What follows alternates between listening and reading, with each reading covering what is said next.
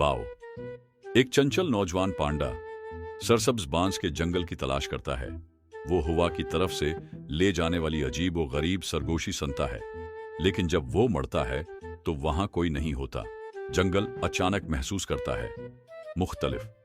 बाओ अपने गांव वापस आता है और मी और केकी को अजीब व गरीब सरगोशियों के बारे में बताता है।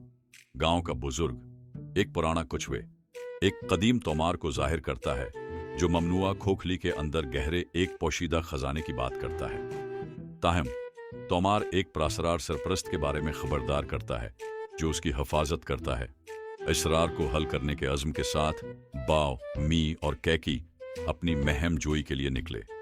जब वो घने जंगल से गुजरते हैं तो उन्हें ऐसा महसूस होता है जैसे कोई या कुछ साए से उन्हें देख रहा हो। जैसे ही वो नक्शे की पैरवी करते हैं, जंगल बदलना शुरू हो जाता है।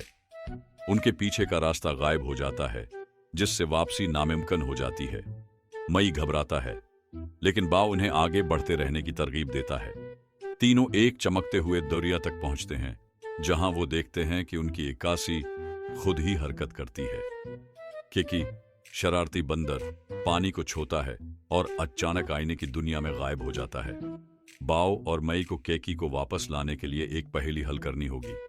वो दरिया के किनारे पर तोमार पर मौजूद अलामतों से मिलती जलती अलामतें देखते हैं। पत्थरों की सही तरतीब को दबाकर वो ठीक वक्त पर कैकी को आजाद कर देते हैं।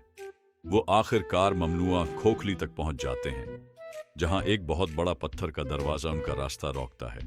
अचानक चमकते हुए सफेद शेर की शक्ल में एक कदीम रूह जाहिर होती है, जो उन्हें पहेली से चीलिंग करती है। पहेली को हल करते ही जमीन हिलने लगती है। दरवाजा खुलता है, लेकिन उनके पीछे जंगल गर रहा है। वो दाखिली मेहरों के बंद होने से ठीक पहले अंदर दौड़ते हैं।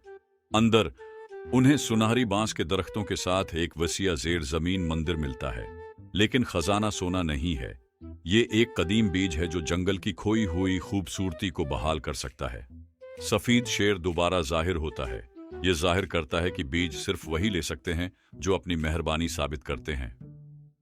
बाओ पहले के एक जख्मी परिंदे को याद करते हुए इम्तिहान पास करते हुए अपना कुछ खाना पेश करता है।